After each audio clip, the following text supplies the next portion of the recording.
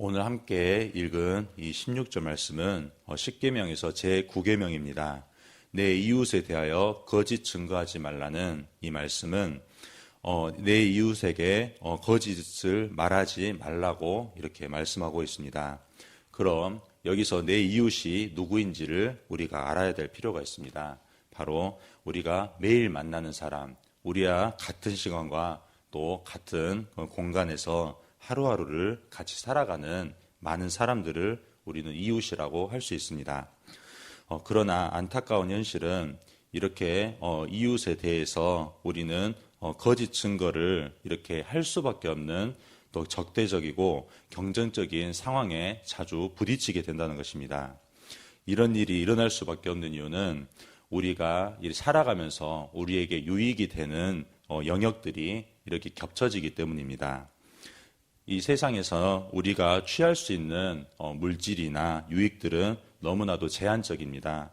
그렇기 때문에 우리는 그것들을 본능적으로 좀 더 이익을 얻기 위해서 이웃과 경쟁을 할 수밖에 없게 된다는 것입니다.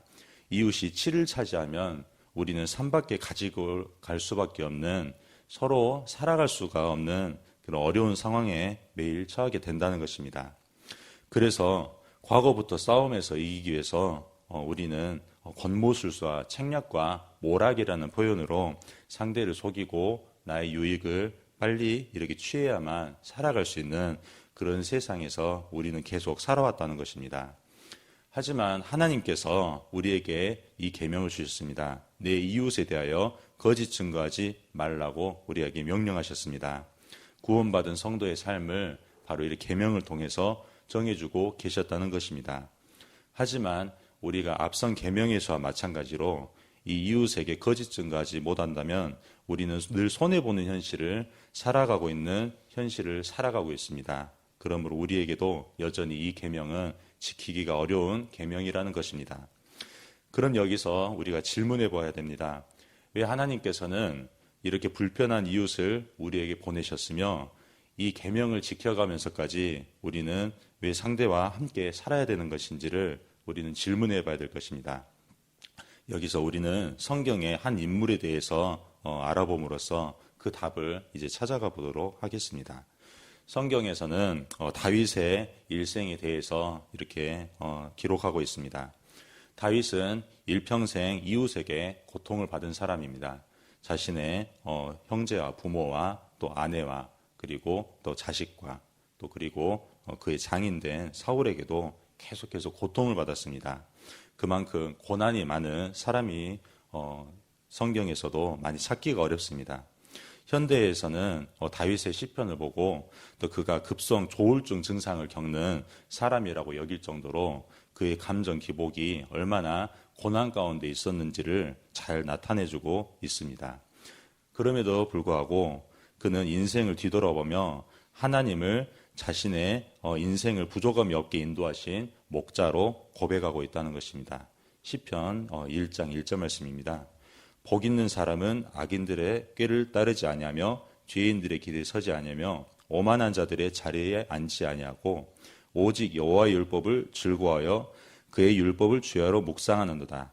그는 시냇가에 심은 나무가 철을 따라 열매를 맺으며 그 잎사귀가 마르지 아니한 같으니 그가 하는 모든 일이 다 형통하리로다.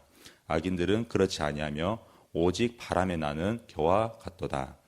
하나님께서 그를 인생을 인도하실 때 이와 같이 하나님께서 환난 가운데 고난 가운데서도 그가 하나님의 인도하심을 이렇게 따라서 살아갈 수 있다는 그런 안도의 고백을 또 평강의 고백을 할 수 있도록 계속해서 인도하였다는 것입니다. 그럼 그가 과연 어떤 것에서 그 사람과 또 많은 환경과 어려움 속에서도 그렇게 급성 조울증이라는 그런 판단을 이렇게 받을 정도로 그렇게 어려운 상황이었는데 무엇 때문에 그가 하나님에 대한 감사의 고백을 했을까요? 바로 그는 사람에 대해서 자신이 이렇게 이겨야 될 상대랑 혹은 자신이 기필코 극복해야 될 고난이 아니라 하나님을 바라보는 지팡이와 막대기로 이렇게 이제 바라봤다는 것입니다. 사람이 참으로 힘들 때가 많습니다. 혹은 또 내가 힘들게 할 때도 많습니다. 그렇지만은 그 힘든 가운데서도 다시 한번 하나님을 바라보는 그 은혜가 다윗에게 있었다는 것입니다. 아들 압살롬의 반역으로 그가 왕위의 자리에서 쫓겨날 처지가 있었다는 것입니다. 그를 향해서 시므이는 그에게 저주를 퍼부었습니다. 도망가는 그에게 심각한 저주를 퍼부었습니다. 그때 다윗의 생각의 방향이 바뀌었습니다. 분명 압살롬에게 쫓겨나갔을 때는 세상에 이런 일이 어디 있을까 하는 그런 좀 황망함 가운데, 두려움 가운데 있었을 것입니다. 하지만 시므이가 그를 저주하는 그 말을 듣고 하나님이 다윗의 아들 압살롬을 통해서 다윗 자신의 종아리를 침으로써 그렇게 하나님을 다시 한번 바라보게 하는 그런 은혜를 그가 느꼈다는 것입니다. 자식 생각을 가득 찼던 그가 하나님을 다시 한번 생각하게 됐습니다. 그리고 생각의 방향이 바뀌자 그의 인생이 바뀌었다는 것입니다. 비로소 그가 인생을 사는 방법도 목적도 그 열매도 달라진 하나님을 생각하는 그 시편의 고백을 비로소 할 수 있게 되었다는 것입니다. 여기서 우리가 알 수 있는 것은 뭐냐면 하나님께서 우리에게 주신 그 많은 사람들은 이제 바로 하나님을 바라보게 하는 지팡이와 막대기라는 것입니다. 우리가 잠깐 험한 길을 지날 때 지팡이와 막대기를 의지하여 갈 수 있습니다. 하지만 언제까지 지팡이와 막대기에 온몸에 무게를 실어서 그렇게 지탱할 수가 없다는 것입니다. 결국은 우리가 이 험난한 사망의 음침한 골짜기와 같은 이 현실 속에서 하나님께서 지팡이와 막대기를 주신 것은 거기서 두려워 떨면서 계속해서 막대기에 지팡이에 의지하면서 서 있으라는 것이 아니라 계속해서 하나님을 바라보면서 나아가라는 그 약속의 말씀을 우리가 경험하고 있다는 것입니다. 그리하여서 어떤 조건이 주어져도 우리는 철을 따라 열매 맺는 인생을 살아갈 수가 있다는 것입니다. 그리고 우리는 그 장성한 믿음의 분량인 예수 그리스도의 그 제자된 삶을 우리가 살아갈 수 있다는 것입니다. 히브리서 12장 2절 말씀 세 번역으로 읽겠습니다. 믿음의 창시자요 완성자이신 예수를 바라봅시다. 그는 자기 앞에 놓여있는 기쁨을 내다보고서 부끄러움을 마음에 두지 않으시고 십자가를 참으셨습니다. 그리하여 그는 하나님의 보좌 오른쪽에 앉으셨습니다. 자기에 대한 죄인들의 이러한 반항을 참아내신 분을 생각하십시오. 그리하면 여러분은 낙심하고 지치는 일이 없을 것입니다. 아멘. 우리가 낙심하고 지치는 이유가 무엇일까요? 사람 생각으로 이렇게 가득 차 있어서 그렇습니다. 우리를 힘들게 하고 괴로움을 주고 낙심하게 하고 나를 무시했던 그 사람 그리고 그 실패했던 순간들을 계속해서 우리가 떠올리게 된다는 것입니다. 그게 우리의 연약함이고 우리의 죄성입니다. 하지만 하나님 생각을 하면 우리가 낙심하지 않는다는 것입니다. 지치지 않는다는 것입니다.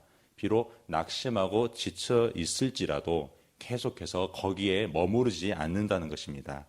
그가 지팡이와 막대기가 돼서 나를 몹시 더 힘들게 하고 내 종아리를 치더라도 다시 한번 그 때문에 하나님을 바라보게 되고 우리가 기필코 그 하나님께로 나아가는 지팡이와 막대기 역할을 오늘 이 시간에도 하나님께서는 누군가를 통해서 계속 하고 계신다는 것입니다. 바로 주님을 생각하는 일에 이 모든 것들을 사용하신다는 것입니다. 베드로전서 2장 19절 말씀입니다.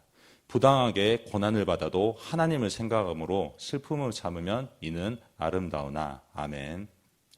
아름답다는 표현은 창조의 은혜라는 표현입니다. 부당한 대우를 받는 가운데서도 그 사람을 생각하지 않고 하나님을 생각한다면 이 모든 것을 사용하셔서 새로운 일을 만들어내신다는 것입니다. 우리 삶에 새로운 일이란 것이 과연 어떤 것인지를 또 생각해 봅니다. 하지만 시시각각 변하는 어떤 내게 유익이 되는 환경과 또 하나님께서 주신 물질의 복이라기보다는 제 마음에 드는 감동은 다시 한번 제가 오늘 하루도 예수 그리스도를 믿는 믿음으로 산다는 것, 그리고 다시 한번 내게 주어진 역할에 대해서 담대함으로 나아가는 새 사람이 된다는 것으로 저는 이 말씀이 느껴지고 또 그런 감동을 느꼈다는 것입니다. 우리에게 필요가 많습니다. 하지만 그것들이 사람에게서 오지 않으며 내가 나로서 그리고 하나님께서 지으신 그 하나님의 그 아름다운 자녀의 형상으로 살아갈 수 있는 것은 오직 하나님께만 이렇게 오신다는 것입니다.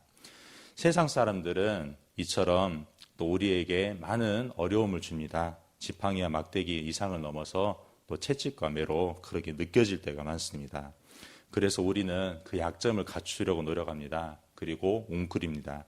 그리고 기회를 봐서 나도 그 속에서 살아남기 위해서 계속해서 사람들을 이렇게 권모술수를 써서 넘어가려 하고 또 남 탓을 하면서 그렇게 외식을 할 때가 있다는 것입니다. 성경에서 그렇게 또 살아왔던 한 사람이 있었는데 그 바울의 이야기를 또 이렇게 나누고 싶습니다.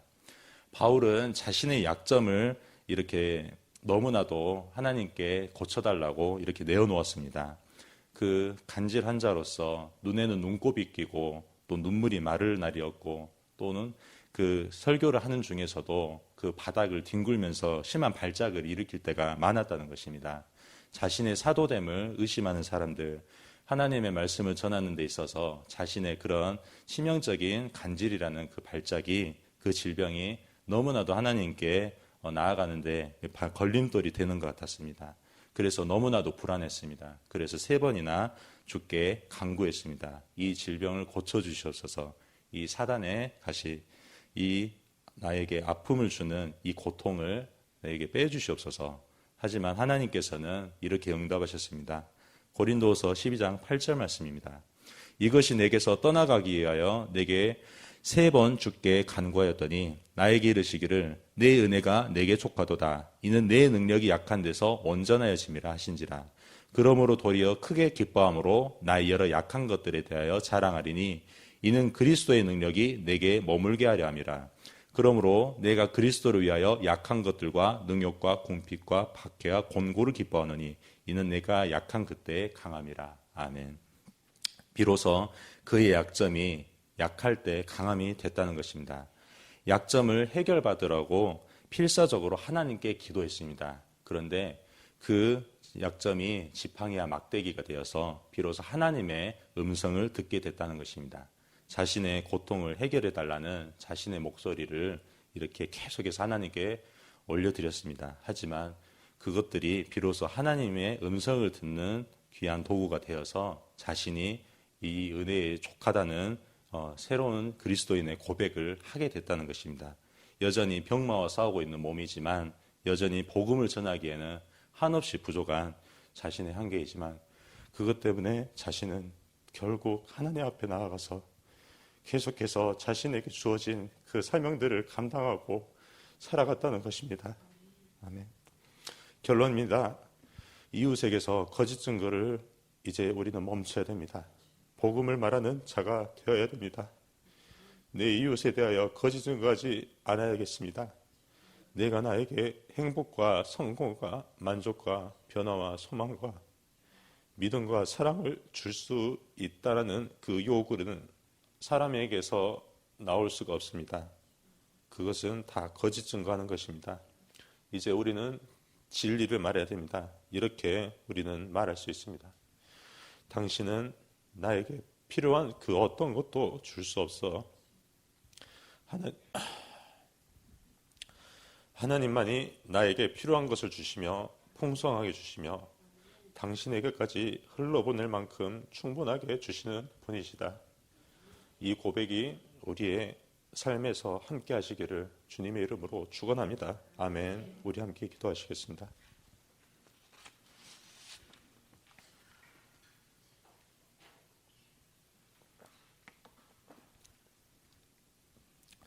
오늘 새벽에 주신 말씀을 묵상하면서 함께 기도하시겠습니다. 유치부를 위해서 기도합니다. 유치부 아이들과 섬기는 교사 순장들을 위해서 기도합니다. 유치부 한 명 한 명을 위해서 우리 기도하시겠습니다. 제천마을을 위해서 기도합니다. 마을장 되시는 장로님과 순장과 순원분들에게 기도합니다. 담임 목사님의 가정과 건강과 성령 충만을 위해서 기도합니다.